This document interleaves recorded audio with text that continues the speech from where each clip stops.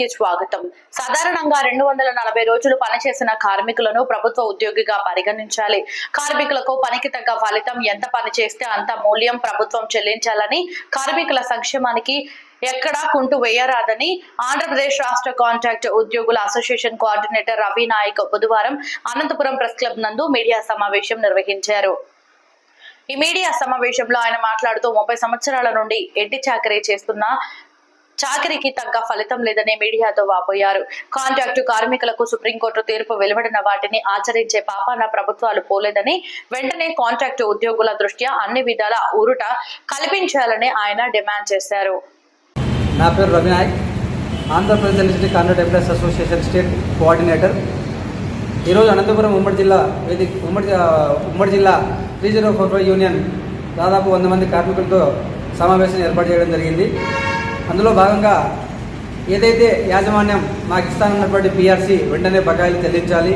At the same time ఒక contract కార్మికుడు industrial disputes act ప్రకారము 240 డేస్ నిరంతరంగా పనిచేస్తే ఆ కాంట్రాక్ట్ కార్మికుడు రెగ్యులర్ చేయాలని చెప్పి చట్టమే చెప్తా ఉంది.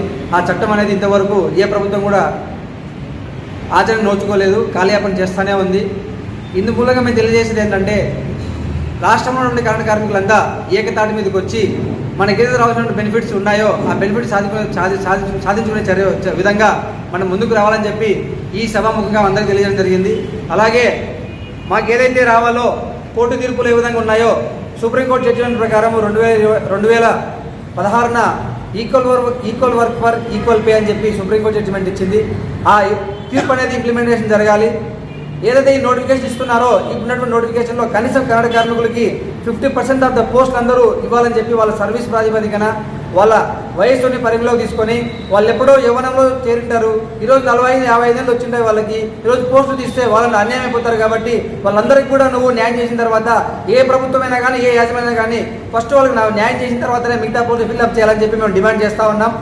అలాగే కాంట్రాక్ట్ కార్మికుల్లో ఉన్నటువంటి మిగతా సంఘాల నాయకులకు అందరికీ కూడా మేము తెలియజేసేది ఏంటంటే, మన ఉమ్మడిగా ఒక వేదిక ఏర్పాటు చేసుకొని ఏదైతే ఈ ప్రభుత్వం యాజమాన్యం తీసుకున్నటువంటి మొండి వైఖరి నిరసనగా మన నిరసన తెలియజేసి మన రావాల్సిన డిమాండ్స్ అనేది తెలుసుకోవాలని చెప్పి ఈ సభాముఖంగా మీకు అందరికీ తెలియజేస్తున్నాను. Thank you.